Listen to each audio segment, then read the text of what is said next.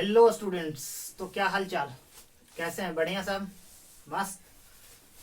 तो हम लोगों ने विदेशी आक्रमण के बारे में देखा कि कैसे सिकंदर आता है, ब्यास नदी तक आता है, उसके बाद मगध का क्षेत्र हो जाता है, फिर एंट्री नहीं मार पाता है सेना गुप्तचर के कारण। तो अब हम लोग देखेंगे कहाँ से, उसके आगे देखेंगे मगध के बारे में। अब घनानंद के बारे में बता दिए थे और कैसे उसका एंट्री होता है चंद्रगुप्त मौर्य का। चंद्रगुप्त मौर्य से पहले एक कहानी होता है, दिलचस्प कहानी होता है उसके बारे में।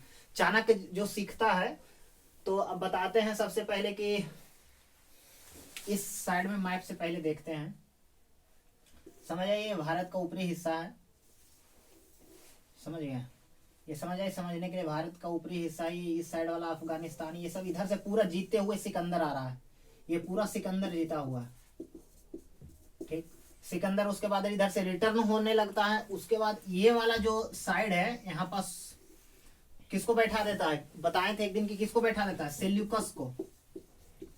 सेल्यूकस निकेटर को यहाँ पास बैठा देता है, यहाँ का गवर्नर बना देता है। किसको? सेल्यूकस निकेटर को। अब सेल्यूकस निकेटर रहता है पाटलिपुत्र, यहाँ है, ये पूरा मगध है। मगध को बढ़ाता है, पूरा धीरे धीरे बढ़ाता है। अब चंद्रगुप्त मौर्य के बारे में सबसे पहले तो बहुत सारी बातें हैं। इनकी माता के नाम पे, इनके पिता का तो कोई खास जानकारी नहीं मिलता है। माता का जानकारी कहीं मूरा दिया जाता है, अलग अलग वंशों में, अलग साहित्य में अलग अलग प्रकार से है। कहीं शूद्र कुल का है। अब सबसे पहला काम जो है, सबसे पहली चीज ये समझना है आपको कि मौर्य साम्राज्य में एंट्री कैसे करना। तो मौर्य साम्राज्य में एंट्री, घनानंद का पतन, नंद वंश का पतन, उसके बाद मौर्य साम्राज्य का उदय। तो एक पुस्तक है मुद्रा राक्षस, इसको विशाखा दत्त लिखे हैं। ये पुस्तक का राइटर विशाखा। इसमें कहानी के टाइप में बताया गया है, कहानी की तरह समझाया गया है कि कैसे उसका पतन होता है। किसका पतन? नंद वंश का, घनानंद का पतन होता है, और कैसे मौर्य साम्राज्य राज करता है, कैसे उदय करता है इसका। मौर्य और चंद्रगुप्त मौर्य कैसे इसका नींव रखते, तो वही बताया गया था। एक कहानी था, कहानी आपको बताए थे, आप पिछले वीडियो में देख लीजिएगा जाकर के। और कहानी में ये बताए थे कि चाणक्य जब भगा देता है इसको घनानंद, उसके बाद जाकर के ये देखने जाता है। तो जब रास्ते से जंगल से ये गुजर रहा होता है चाणक्य, तो एक घर के पास जाकर के रुकता है। जब रुकता है वहां पास, तो एक घर में एक खिचड़ी बना हुआ था, और गरम गरम पूरा खिचड़ी था, एक थाली में दिया हुआ था खिचड़ी सजा करके। बच्चा खा रहा था। अब बच्चा को दिया गया खाने के लिए, अब बच्चा खा नहीं रहा था, अब गरम था, तो ऐसा किया कि वो हाथ जब डाला उसमें खिचड़ी में, तो उसका हाथवे जल गया। जब हाथवा जल गया उसका, तो उसका मम्मी बोलती है उधर से कि तहु चाणक्य निगर पागल है। तो चाणक्य कहता कि बुड़बक है, चाणक्य निगर बुड़बक है तुम।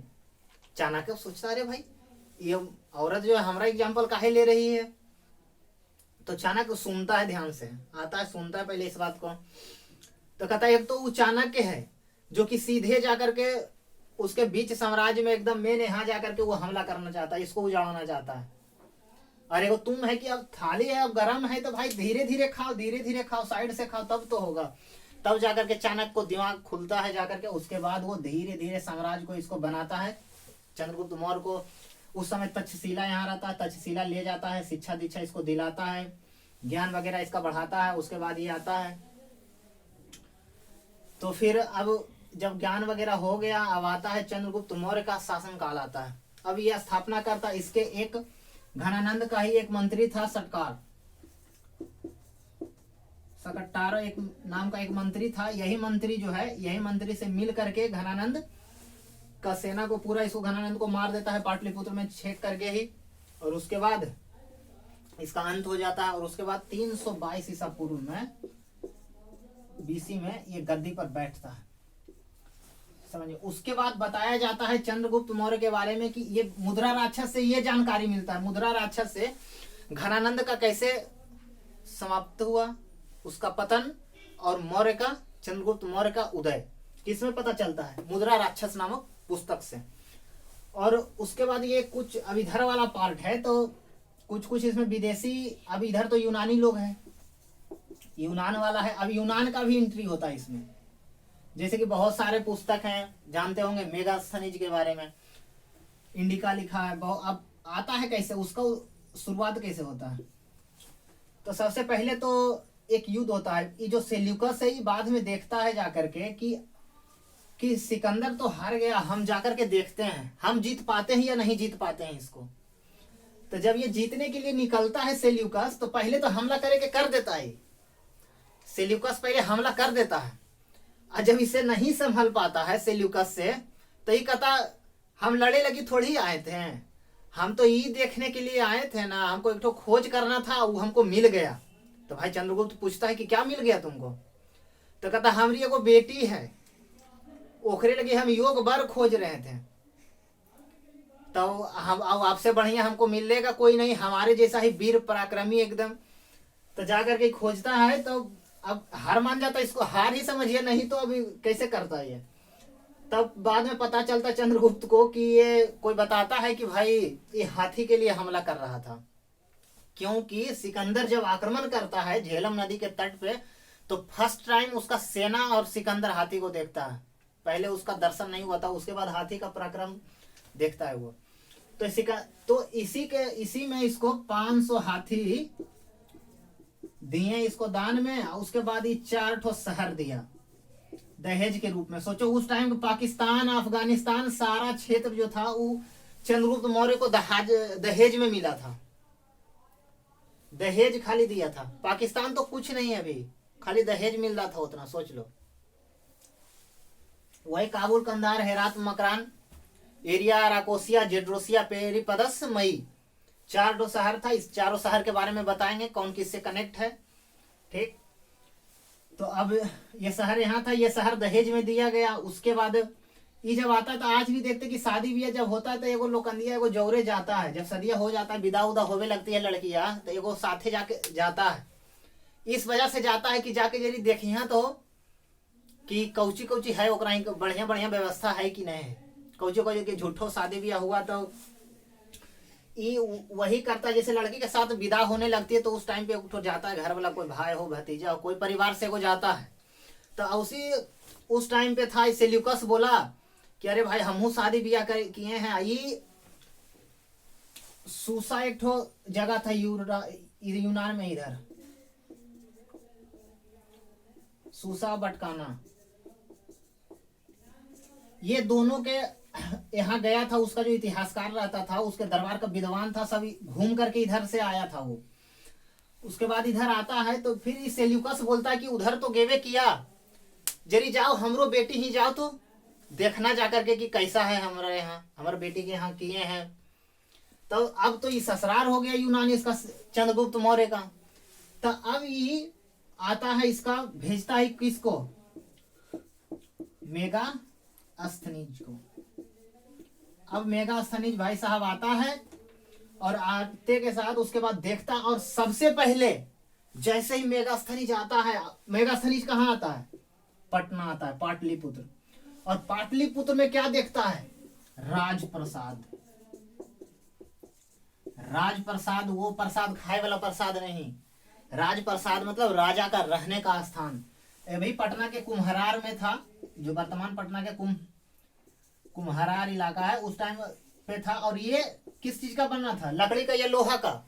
तो ये लकड़ी का बना हुआ था, उस वजह से ज्यादा प्रमाण इसका बचा नहीं, लोहा वाला कुछ होगा। अभी जो पटना में अगम कुआं है, वो अभी वाला जो अगम कुआं है, उस टाइम के पानी का स्रोत था पूरे इसका राजप्रसाद का। यहाँ जितना लोग निवास करता था राजप्रसाद में, वो लोग वहीं से पानी पीता था। अगम कभी खत्म नहीं होता था, पूरा अकाल आ जाए पूरे मगध में, लेकिन उसमें पानी कम नहीं होता था। नाम ही था उसका अगम कुआं। अगम कुआं, अगम कुआं मतलब अगम में, जिसका कोई अंत नहीं है, कोई पता नहीं है कहाँ से पानी आ रहा है, वो पूरा पानी आ रहा है। इसी में यही अगम कुआं के बारे में एक कहानी और है। जब हम अशोक के बारे में देखेंगे, तो यही अगम कुआं में बताया जाता है कि अशोक अपना 99 भाई को काट करके यही अगम कुआं में डाल दिया था। 99 भाइयों का हत्या करके, तो वो अशोक में देखेंगे। अब ये अगम कुआं, तो राजप्रसाद जब ये देखता है तो चकाचौंध हो जाता है देख करके। 64 बुर्ज, दरवाजा 64 दरवाजा, 570 खिड़की देखता, पूरा लकड़ी का बना। उसके बाद ही कहता है कि ये जो राजप्रसाद है, ये राजप्रसाद ये मानव निर्मित नहीं है, इसको मानव निर्मित नहीं किया। ये पक्का कोई भगवान बनाया है या तो कोई राक्षस बनाया है, इसको मानव नहीं बना सकता ऐसा। इतना बेहतरीन था, ये देख करके मतलब इतना अति हो गया। ये कौन? मेगास्थनीज। अब मेगास्थनीज भाई साहब ये आता है, उसके बाद ये पूरा मौर्य वंश का स्टार्टिंग कहां से पता चलता है? मुद्रा राक्षस से। ये लिखे कौन? विशाखा दत्त। विशाखा दत्त लिखते हैं। और लेकिन मगध का, मौर्य साम्राज्य का आपको पूरा प्रशासनिक, राजनीतिक सारा जानकारी इसमें मिलता है। वहां का सामाजिक जीवन कैसा था, ये आया मेगास्थनीज बहुत दिनों तक रहा, उसके बाद ये रहा तो बताता है। और मेगास्थनीज ही पुस्तक लिखा था क्या? इंडिका। लेकिन भाई साहब इंडिका ज्यादा दिन तक टिका नहीं, ज्यादा दिन तक रहा नहीं, इसका पन्ना इधर उधर बिखर गया। तो उसी के बाद इसमें आता है 2-3 ठो है। एक ठो अस्ट्रेवो है, ठीक, एरियन है, प्लूटार्क है, जस्टिन है। तो यही सब इतिहासकार, मेन इतिहासकार है, ये सब रहता है। और यही सब जाकर के इकट्ठा कर करके जमा करता है उसको। उसके बाद ये सब आता है, देखता है उसका जानकारी को, क्योंकि सब यूनानी है। अब यूनानी, अब कोई भी भाई देखता है तो यो सब सोचता होगा ना कि ससुराल है भाई, इतना दूर में है, इसे है तो देखते हैं, हम जाके जरी जानकारी लेते क्या क्या क्वालिटी है इसमें। तो देख लिया यहाँ पास आकर के पूरा, तो इसके बारे में भी जानकारी लेता है, हाथी देता है, जो देखता है ले करके जाता है इधर। अब ये पूरा क्या करता है, पूरा क्षेत्र दे करके ये अपने जरी सुख में बस जाता है, सेल्यूकस। तो ये सब इतिहासकार आता है, देखता है, लिखा इसके बारे में, इसका वर्णन किया। उसके बाद अगर जात के बारे में देखते हैं तो जात के बारे में बहुत अलग अलग मतभेद है। मुद्रा राक्षस, मुद्रा राक्षस में दिया गया है कि वृषल, यानी कि पूरे निम्न कुल का था। अब देखो भाई, ये इस पे डिपेंड करता है कि उसका जात, उसका कैसा रहन सहन, वो अलग अलग धर्म पे उस टाइम डिपेंड करता था। अगर राजा बौद्ध धर्म, जैन धर्म को मानने वाला है तो बौद्ध और जैन ग्रंथों में, साहित्यों में इसके बारे में बढ़िया से दिया रहेगा, इसका पूरा वर्णन रहेगा, विवरण रहेगा, अच्छे तरीका से पूरा बढ़ा चढ़ा करके लिखा रहेगा। वही अगर ब्राह्मण साहित्य में देखते हैं तो इसको निम्न कुल का बताया जाता है। लेकिन यही सब में क्षत्रिय बताया जाता है, महावंश, दीपवंश, जो सब जो बौद्ध ग्रंथ है, जितने बौद्ध ग्रंथ, जैन ग्रंथ, बौद्ध और जैन ग्रंथों में, साहित्यों में इसे क्षत्रिय कुल का बताया जाता है। तो अब तो इसका एंट्री हो जाता है, अब ये सत्ता पर बैठ भी जाते। और एक प्रश्न ऐसा रहेगा आपसे कि ये जोरदार प्रश्न, शानदार प्रश्न है कि पहला राजा जो कि दक्षिण भारत को जीता है, दक्षिण को जीता है पहले बार, पूरे कर्नाटक तक के इसका साम्राज्य फैल गया था। और इन्हीं के बारे में बताया जाता कि पश्चिम में, गुजरात में सुदर्शन झील, इनका जो गवर्नर था इधर का, पश्चिम का गवर्नर था, उसका नाम क्या था? पुष्यगुप्त। और बड़ा गहरा प्रेम था दोनों में। उसके बाद यही मिलकर के यहाँ बनाए थे सुदर्शन झील, जिसको कि बाद में मध्यकालीन इतिहास में सल्तनत काल में जाकर के, और उससे पहले जो क्या बोलता उसको, अरे वो इसके सुदर्शन झील को इसका जाकर के अथी करवाता है, फिर उसे पुनरुद्धार करवाता है। एवं गुलाम वंश, जो गुलाम वंश वाला रहता है, इसको जाकर के फिर से बनवाता है बहुत सारा। फिर लेकिन स्टार्टिंग कौन किया? उसके बाद इसमें मेन प्रश्न है यही कि दक्षिण का विजय करने वाला पहला राजा चंद्रगुप्त मौर्य। सुदर्शन झील का निर्माण पुष्यगुप्त मंत्री करवाए यही। अब ये जो है, अब ये शासन यहां से ले, पहले यहां था, अब यहां से लेकर के पूरा यहां तक हो जाता है। अब समझ जाइए। तो इसी का मेंटेन करने के लिए, देख रेख करने के लिए उस टाइम पे बहुत सेना था, सेना रहता था। 30-30 कमेटियां बनाई गई थी, 30-30 कमेटियों में रहता था इसका। और हर एक कमेटी में मेंबर इसका अलग अलग रहता था।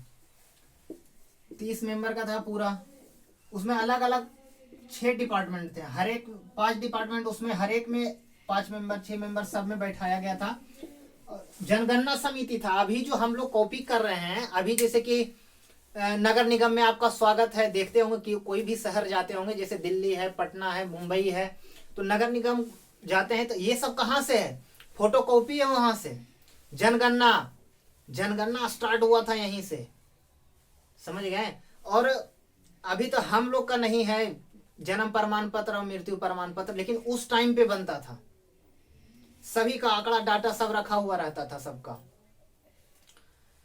और इसमें जो शासक हुए सबसे पहले, तो शासक कौन होते हैं?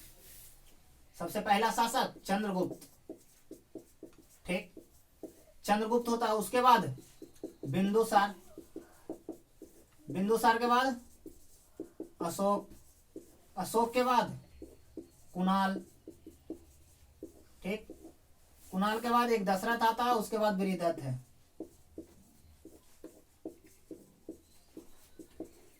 अब मेन इसको याद रखना है कैसे इसका अंत हुआ ये, और उसके बाद ये दो कहानी हम बता देते हैं इसके बारे में, फिर बढ़िया से डाटा लेकर के जो बता दिए इसमें बहुत सारी बातें हैं जो कि ध्यान में रखना है, आपको याद रखना है आपको इसमें। और कहीं कहीं अब जैसे कि ये आता है, अब ये तो यूनानी लोग था, अब ये यूनानी लोग आता है तो ये लोग अपना बुक में जाकर के लिखता है क्या, सेंड्रोकोटस, सेंड्रोकोट्स या सेंड्रोकोट्रस, सेंड्रोकोट्रस, एंड्रोकोट्स,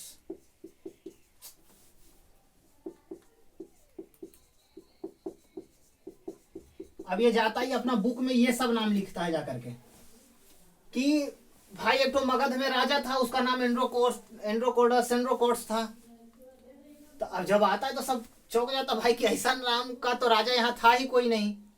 अब किसी को पता नहीं चलता कि ऐसे था। हाँ भाई 5 हाथी दिया था, एक तो बेटी था इसका सेल्यूकस का, जिसका कार्नेलिया या हेलेना नाम था, हेलेना, इससे विवाह भी करवाया, इसको यहाँ भेजा, मेगास्थनीज गया, पुस्तकों से प्राप्त चलता है होता है। उसके बाद जाकर के जब देखता है इन दोनों के बारे में पता ही किसी को नहीं चल पाता, बहुत दिनों के बाद जब बहुत दिन बीत जाता है तब जाकर के एक ठो आदमी है, इतिहासकार है, वो कहता रे भैया ये जो एंड्रोकोट्स और सेंड्रोकोट्स ये जो नाम मिलता है ये कौन है? ये हमारे चंद्रगुप्त है। और ये जो बंदा है ये कौन है? William Jones. यही बंदा पहचान करते हैं, यही बंदा बताते हैं कि ये जो नाम है यूनानी नाम है, ये हमारे किस राजा के बारे में है, किस राजा के बारे में? तो चंद्रगुप्त मौर्य के बारे में दिया गया था, और यही पहचान किए थे उसको। तो अलग अलग साहित्यों में अलग अलग बात दिया गया है इसका। ये अशोक के बारे में, राजाओं के बारे में हमने देखा। फिर घनानंद को पराजित करता है, ठीक। उसके बाद 305 ईसा पूर्व में इसका क्या होता है? 305 ईसा पूर्व में ये इससे सेल्यूकस निकेटर से युद्ध होता है, विवाह होता है, जानकारी मिलता है। उसके बाद साथ में ये आता है मेगास्थनीज बुक लिखता है, 4 प्रमुख प्रांत देते हैं, एरिया, अराकोसिया, जेड्रोसिया, पेरिपदस, मई, काबुल, कंधार, हेरात, बलूचिस्तान, यही सब सारा क्षेत्र उसको दिया जाता है, 5 हाथी दिया जाता है, ठीक है। तो अब देखते हैं हम लोग। अब इसके बाद जो है, अब सबसे पहले दुर्धरा बताया जाता है, इसकी पत्नी का नाम कहीं कहीं बताया जाता है, ये एक है हेलेना, उसके बाद दुर्धरा बताया जाता है कि अब जो चंद्रगुप्त मौर्य थे 20 कन्याएं इनकी सेवा करती थी, 20 कन्या। अभी 20 कन्या का मतलब समझ रहे, जो लड़कियां होती थी ना, सुंदर सुंदर जो लड़कियां होती थी, पूरा, अरे सुंदर सुंदर का तो बच्चे से पता चल जाता है ना, जरिए वो उसकी नाक नक्शा उसका कैसा है, कैसा ढांचा बनेगा उसका बड़ा होगी तब। तो उसको थोड़ा थोड़ा हल्का हल्का मात्रा में जहर दिया जाता था, एकदम मतलब सुई के बराबर, धीरे धीरे देते देते देते देते उसके बाद इसका 20 कन्या का रूप धारण कर लेती थी। अब यही मेन चाणक्य इसी का प्रयोग करता था, शत्रु के खिलाफ भेजना, इसको किसी को कथी करना तो जानता है कि पुरुष है सब, ये तो है ये चीज जोहर। तभी की करता था कि जाकर के सटता था, दांती काट लेती थी। अब दांतियों काट ली तो मर गया, काहे कि 20 कन्या। बताया जाता है कि चंद्रगुप्त मौर्य एक कमरे में एक दिन से ज्यादा नहीं सोता था, आज इसमें सोया तो कल उस रूम में, आज उस रूम में तो फिर उस रूम में, ऐसे कर करके सोता था। और ये 20 कन्याएं रहती थी, चारों बगल तोता का झुंड रहता था, ऊपर में तोता रहता था, घूमते रहता था ऊपर में। चारों बगल से अंगरक्षिका, महिलाएं अंगरक्षिका रहती थी इनकी। तो वही बताया जाता है कि चंद्रगुप्त मौर्य को हल्का हल्का मात्रा में चाणक्य, उस टाइम पे डर था, उस टाइम पे अगर राजा को कोई मार सकता है तो जहर दे करके, या तो उसका रसोईया जो बाई काम करती है वही खाना में जहर दे दे, या फिर कोई आदमी और किसी तरह से खाने के माध्यम से ही जहर दे दे उसको। ठीक, तो अब क्या हुआ कि चाणक्य तो बड़ा तेज था, और ये भी बताया जाता कि चाणक्य ही सिकंदर को ऐसा जहर दे दिया था कि वो उतना दिन बाद काम किया, जो कि उसको पेट का कैंसर, अतिसार, डायरिया बताया जाता कि ऐसा ऐसा बीमारी हो गया था। तो इसको दिया किसको, चंद्रगुप्त मौर्य को हल्का हल्का मात्रा में देते गया। अब क्या हुआ कि डेली खाना खाता था, इसके साथ तो कोई खाता था नहीं। अब मच्छी खाए तो मच्छी मर जाए, बिरहनी काटे तो बिरहनी मर जाए, मच्छर काटे मच्छर मर जाए। तो चंद्रगुप्त मौर्य के साथ दुर्धरा एक दिन खा ली खाना, समझ गया। अब जब खा लिया, वो दुर्धरा गर्भवती थी, तो जब खा ली खाना तो अब तो पूरा व्याकुल हो गया, पूरा अंदर से मन उसका खराब होने लगा। अब तो मरो जियो वाला हालत आ गया। तब भाई करल कहा जाए तो उस टाइम पेट में था बच्चा, तो वही कहा जाता कि पहला सीजर के बच्चा बिंदुसार था, पहला जो बच्चा था बिंदुसार। तो कैसे बिंदुसार नाम पड़ा, तो जब वो जहर वाला कैसे निकालते निकालते ना पेट से बच्चा तक जाते जाते, पेट से उसको निकालते निकालते हल्का सा यहाँ पर बिंदु टाइप का पड़ गया था। इतना हल्का मात्रा, एकदम जरा सा मात्रा, मतलब बिंदु टाइप का पड़ गया। तब वही बिंदु से बिंदुसार बन गया। अब देखिए, यही ध्यान में रखना है कि बिंदुसार और बिंबिसार, कुछ जाते एग्जाम में जाते, जे मन में आता जे टिक मार के निकल जाते हैं। तो बिंदुसार और बिंबिसार में अंतर है, समझ गए ना। बिंदुसार कैसे हुआ, समझ में आ गया। तो ठीक है, बिंदुसार बिंबिसार ये समझ गए। उसके बाद इसके राजाओं के बारे में हम देखेंगे कल, इसके आगे जो भी है फिर बताएंगे। तो जुड़े रहिए, ज्ञान लेते रहिए और बढ़ाइए, दूसरों को भी बताइए। और कुछ इसमें फॉल्ट हो तो आप बताइए, कमेंट बॉक्स में कमेंट करिए, हम सुधारने का प्रयास करेंगे और बेहतर से बेहतर देने का प्रयास करेंगे, पहुंचाने का प्रयास करेंगे। तो ठीक है, फिर मिलते हैं कल हम।